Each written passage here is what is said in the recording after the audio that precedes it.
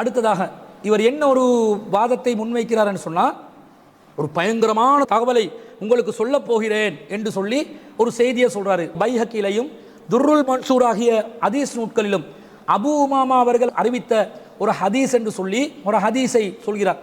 இது சம்பந்தமாக இன்னொரு பயங்கரமான தகவலை உங்களுக்கு சொல்றேன் கேளுங்க. பைஹகி, துர்ருல் மன்சூர் ஆகிய ஹதீஸ் கிரந்தங்கள்ல அபூ உமாமா என்ற சஹாபி அறிவிக்கிற ஒரு ஹதீஸ் இருக்குது.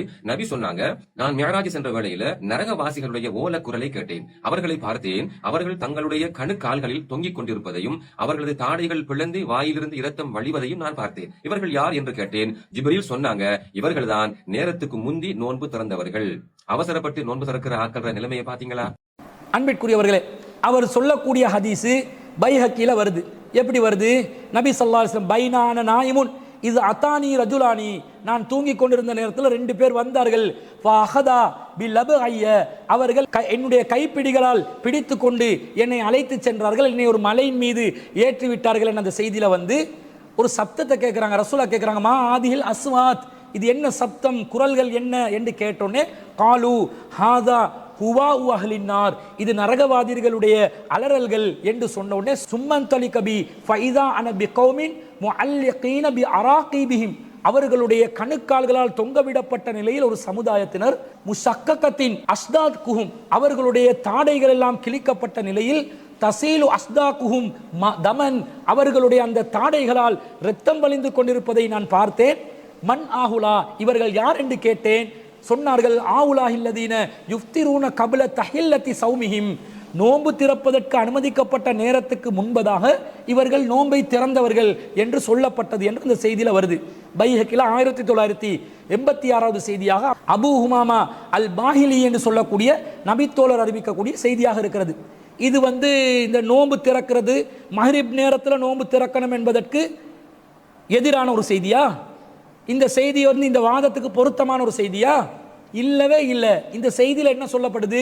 நோன்பு திறக்கிறதுக்கு உரிய நேரம் ஒன்று இருக்குது. அந்த நேரத்துக்கு முன்பதாகவே யாராவது ஒருத்தர் நோன்பு திறந்தா அப்பதான் இந்த தண்டனைக்குரியவர்களாக மாறிவிடுவார்கள். உதாரணமாக தற்போது இலங்கையில கொழும்பு பகுதிகளில் 6:24 நோன்பு திறக்கிற நேரம் என்று வச்சிருக்கிறாங்க. இந்த 6:24 இருக்கக்கூடிய நோன்பை ஒருத்தர் என்ன செய்கிறார்? 5 மணிக்கே திறந்து விடுறார். இன்னொருத்தர் என்ன செய்கிறார்? 4 மணிக்கு திறக்கிறார். இன்னொருத்தர் நோம்பை பிடிச்சி கஷ்டம் முடியல என்று பகல்ல திறக்கிறார். அத்தகையவர்கள் நோன்பு திறப்பதற்கு அனுமதிக்கப்பட்ட நேரத்துக்கு முன்பதாக நோன்பை திறந்ததனால், பாதியில நோன்பை திறந்ததனால், முக்கால் நோன்பை திறந்ததனால், உரிய நேரத்தில் நோன்பை திறக்காததனால் அப்போது அவர்கள் இந்த தண்டனைக்குரியவர்களாக ஆகிவிடுவார்கள் என்றுதான் இந்த ஹதீஸ் சொல்லுது. நோன்பு திறக்கிறதுக்கு எது உரிய நேரமோ அது மஹ்ரிப் நேரம் என்று ஆகிருச்சு. சூரியன் மறையும் நேரம் என்று ஆகிருச்சு. ரசூல் அதுதான் இரவென்று சொன்னாங்க. அந்த நேரத்தில் தான் ரசூலும் நோன்பை திறந்தார்கள். அந்த நேரத்தில் உரிய நேரத்தில் நாங்கள் நோன்பை திறந்தா இந்த தண்டனைக்குரியவர்களாக ஆகுவோமா? அப்ப இவருடைய பார்வையில சூரியன் மறைந்தவுடன் மாவுக்கரசலை கொண்டு வர சொல்லி நபி ஸல்லல்லாஹு அலைஹி வஸல்லம் அவர்கள் நோன்பு திறந்தார்களே, அவர்களுக்கும் இந்த தண்டனை என்று சொல்ல போகிறீர்களா?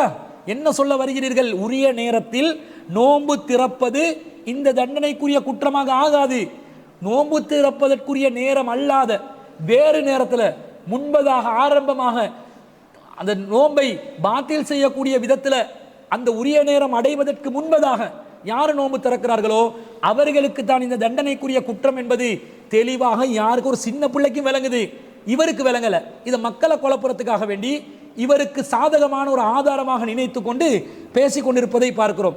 இந்த செய்தியில கூட ஆதாரபூர்வமான ஒரு செய்தியா இல்லை. ஏனென்றால் இந்த செய்தியில கடைசியில என்ன சொல்லப்படுது? ஃபகால சுலைமான், அறிவிப்பாளர்களில் ஒருவரான சுலைமான் அவர்கள் சொல்கிறார்கள், மா அதிரி அஸ்ஸமியஹு அபூ உமாமத மின் ரசூலில்லாஹி ஸல்லல்லாஹு அலைஹி வஸல்லம், இதை அபூ உமாமா ரலியல்லாஹு அவர்கள் நபி ஸல்லல்லாஹு அலைஹி வஸல்லம் அவர்களிடமிருந்து கேட்டாரா?